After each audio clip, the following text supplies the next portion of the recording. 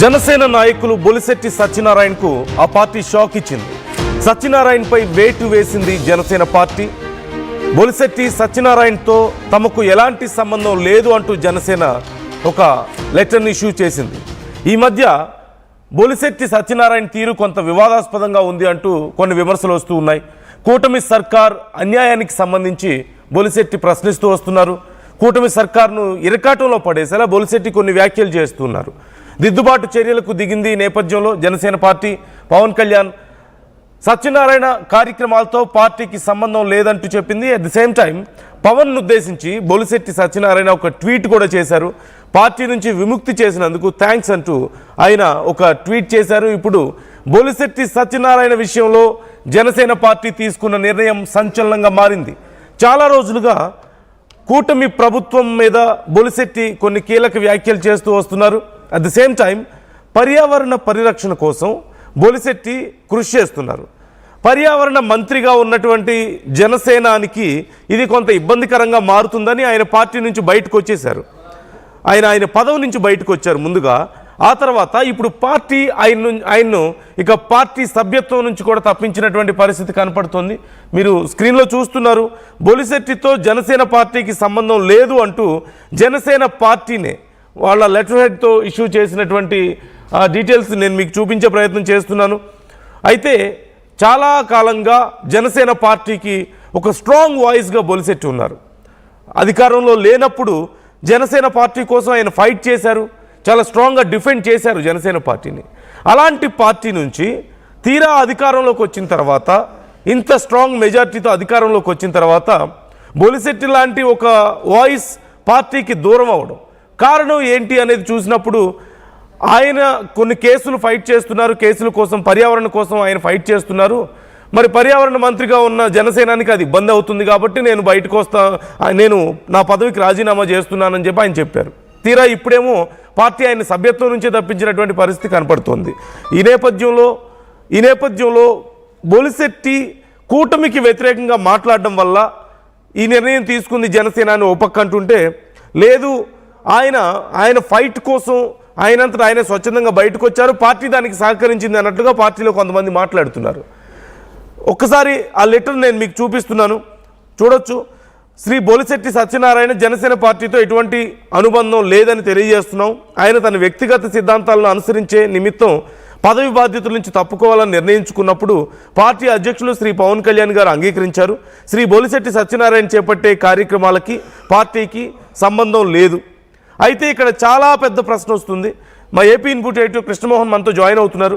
కృష్ణమోహన్, ఇప్పుడు బొలిశెట్టి పార్టీ కోసం చాలా కృషి చేశారు, అందరికీ తెలిసిన విషయమే. తీరా అధికారంలోకి వచ్చిన తర్వాత ఆయన పర్యావరణం కోసం నేను పాటుపడుతున్నానని చెప్తున్నారు. మంత్రిగా పవన్ కళ్యాణ్ గారు ఉన్నారు. అలాంటప్పుడు కలిసి ఆయన ఏ సమస్యలను లేవనెత్తుతున్నారో ఆ సమస్యలను మంత్రి గారు పరిష్కరించాలి. కానీ బయటకు వచ్చి ప్రభుత్వం మీద నేను ఫైట్ చేస్తానని ఈయన చెప్పడం, మేము అందుకని ఆయన సిద్ధాంతాలు గౌరవించి మేము పార్టీ నుంచి పంపించేస్తున్నామని చెప్పి జనసేన చెప్పడం ఏంటిది? కైండ్ ఆఫ్ ఒక చిన్న డ్రామా కనిపిస్తుంది కదా ఇక్కడ. నందు, బేసిక్గా బొలిశెట్టి సత్యనారాయణ మనం కానీ చూసుకుంటే పార్టీలో అంటే అధికారంలో రాకముందు బొలిశెట్టి సత్యనారాయణ పార్టీకి ఎంత అసెట్ అయ్యాడో అధికారంలోకి అంటే కూటమి అధికారంలోకి వచ్చిన తర్వాత జనసేనకు అంత గుదిబండగా మారాడు అనేది మనకు చాలా క్లియర్గా అర్థమవుతుంది. ఎందుకంటే వరుసగా ఆయన పెట్టే మాటలు, ఆయన పెట్టే ప్రెస్ మీట్లు, ఆయన ఇచ్చే చిన్న చురుకైన మాటలు లేకపోతే ట్వీట్లు, ఇవన్నీ కూడా పార్టీకి, జనసేన పార్టీకి అట్ ద సేమ్ టైం పార్టీలో ఉన్న కూటమికి కూడా కొంత ఇబ్బందికరంగా పరిస్థితి అయితే ఉంది. అంటే బేసిక్గా మొదటగా బొలిశెట్టి సత్యనారాయణ కాంగ్రెస్ ఎంపీగా పోటీ చేశారు. వైజాగ్ నుంచి ఆయన అక్కడ ఓడిపోయారు. ఓడిపోయిన తర్వాత జనసేనకి వచ్చారు. జనసేనలో చాలా యాక్టివ్గా పనిచేసిన పరిస్థితి. వాటర్ మ్యాన్ అని చెప్పి ఆయన ఒక ఆర్గనైజేషన్ని నడిపే పరిస్థితి అయితే చాలా కాలంగా చూసాం. వాటర్కి సంబంధించిన ఇష్యూస్ లేకపోతే వీటి అన్నిటికి సంబంధించిన ఇష్యూస్ని ఆయన నడిపే ప్రయత్నం చేశారు. పర్యావరణానికి సంబంధించిన అంశాల మీద కూడా ఆయన ఇటీవల చాలా కాలంగా కొంత వర్కౌట్ చేస్తున్నారు. తర్వాత ఏదైతే వైజాగ్ స్టీల్ ప్లాంట్ ఉందో దానికి సంబంధించిన కొన్ని అంశాల మీద కూడా ఆయన తన గళాన్ని వినిపించే ప్రయత్నం చేస్తున్న పరిస్థితి చేశారు.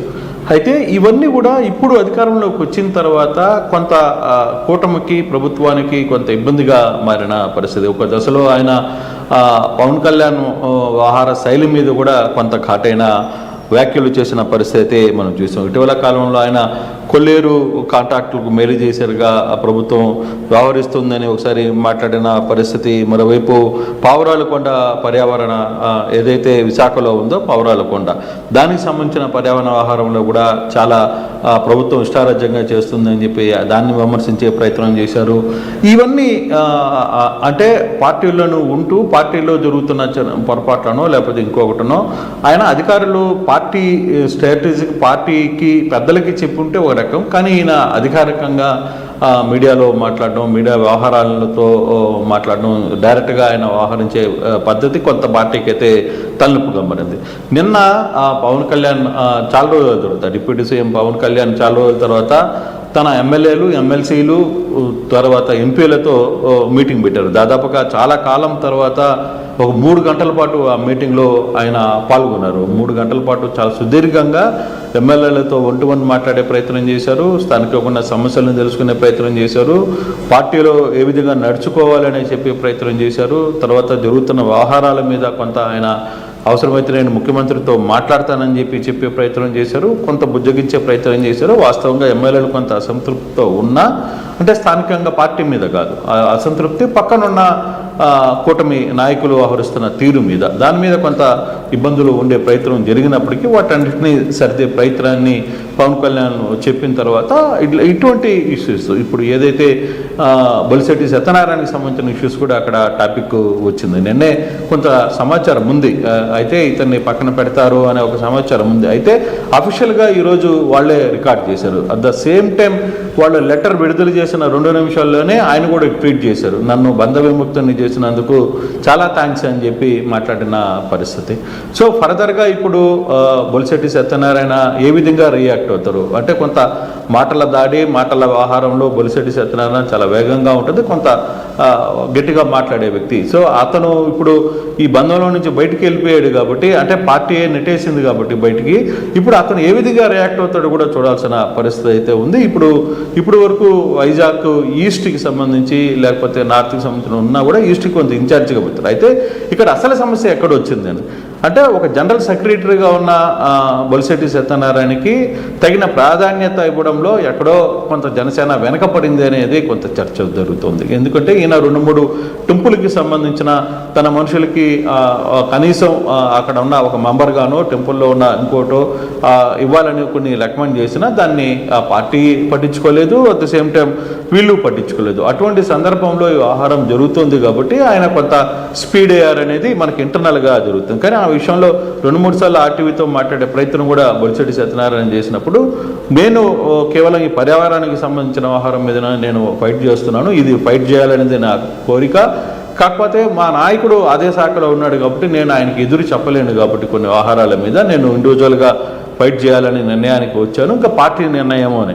అంటే ఆయన ఏం ఎక్స్పెక్ట్ చేశారంటే, దీన్ని లైన్లో పెట్టి పార్టీ ఏదైనా బుజ్జగించేస్తుందా, లేకపోతే పార్టీ ఏమైనా ఆయన్ని బతిమలాడే ప్రయత్నం చేస్తుందా అనే ఒక ప్రయత్నం ఆయనకు ఉన్నిందేమో. మరి ఆ దశగా ఆయన అనుచరులు చెప్పడం లేదు, కొంతమంది జనసేన నాయకులు కూడా చెప్పడం ఏంటంటే, ఆయన కొంత అట్లా దాన్ని పెట్టి అడ్డం పెట్టి ఈ వ్యవహారంతో కొంచెం మనల్ని దగ్గర చేసుకునే ప్రయత్నం జరుగుతుందేమోనని అనుకున్నారు. కానీ ఆ వ్యవహారంలో జనసేన అధినేత ఒక్కొక్క